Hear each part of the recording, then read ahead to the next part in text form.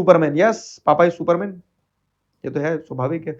In fact मैं आज आपको एक पोम भी सुनाऊंगा, फादर्स डे के हिसाब से मैं कुछ लिख रहा था तो है मेरे पास, सुनना चाहोगे? मतलब आपने देखा होगा ना क्या कि जैसे आपकी कोई गर्लफ्रेंड है तो उसकी लव लैंग्वेज बड़ी वोकल होती है कि वो आपको आप पे हक जताएगी, आपके जैसे आपका दोस्त है तो आपके दोस्त की लव लैंग्वेज अलग होगी कि वो बोलेगा अरे यार है मेरा जिगरा है, ठीक है। आपकी मम्मी की लव लैंग्वेज अलग होती है, मम्मी तैयार करेगी, आपको खाना खिलाएगी, आपसे लाड़ लड़ाएगी, आपसे प्यार करेगी। दादा दादी की लव लैंग्वेज होती है, ठीक है। सबकी अपनी अपनी एक लव लैंग्वेज होती है। लेकिन पता है आपको पापा की लव लैंग्वेज क्या है? पापा लोग जो होते हैं ना वो बहुत वोकल नहीं होते, उनका सीधा ऐसा है कि जा तू कर ले मैं देख लूंगा, पैसे की जरूरत हो तो बताना, किसी बात की चिंता मत करना। यही उनकी लव लैंग्वेज है। बस इस तरीके से प्यार दर्शा दिया, जता दिया, प्यार जता दिया, है कि नहीं? और तुम जैसे कभी अभी क्या होगा ना, तुम जब स्कूल में जैसे बाहर निकलोगे, कॉलेज वाले जाओगे, जब तुम तब और थोड़ा फील करोगे कि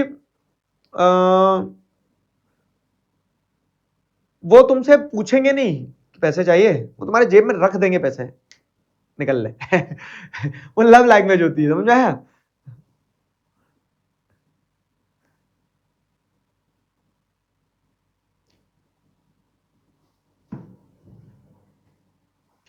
मतलब हम में से कितने ही लोग जो हैं तो हमारे सपने जो है, हमारे सपने कहीं ना कहीं क्या होते हैं ना,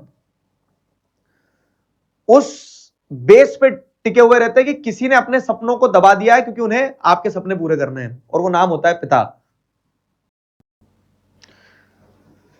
कहानी सुना दो, मतलब पोएम सुना दो, कहानी नहीं है पोएम है। यहां तक समझ में आया? क्या होगा ना कि जिस इंसान ने तुम्हें सबसे पहले चलना सिखाया होगा, वही एक इंसान एक दिन क्या करेगा ना, उसके कदम धीरे धीरे चलने लगेंगे।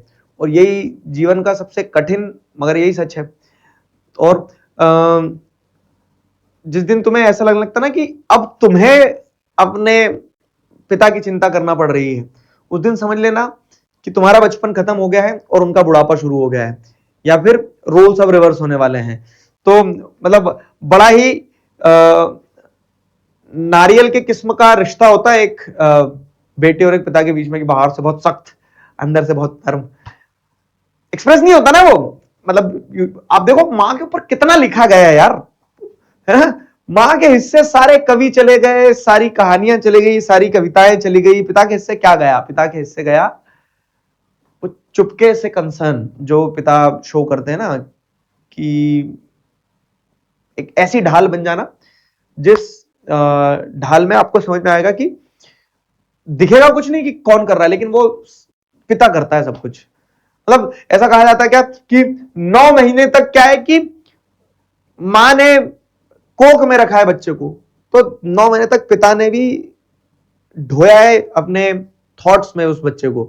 क्यों? क्योंकि हर दिन ये चिंता रहती थी कि जब आपकी मां प्रेग्नेंट हुई होगी तो कैसे प्रेगनेंसी का खर्चा जुटाना है, कैसे जच्चा बच्चा दोनों की हेल्थ सही रहे, कैसे उनका ध्यान रखना है। तो अगर मां ने 9 महीने तक कोख में ढोया है, तो पिता ने भी 9 महीने तक अपने दिमाग में, मस्तिष्क में आपको ढोया है कि एक जान है नन्ही सी जो पल रही है। तो सबका अपना अपना कंट्रीब्यूशन रहता है, ठीक है। बस हुआ ये कि मां सारे क्रेडिट ले गई, पिता बोलते ना बैक स्टेज पे बिहाइंड दी कर्टन एफर्ट्स लगाते रह गए।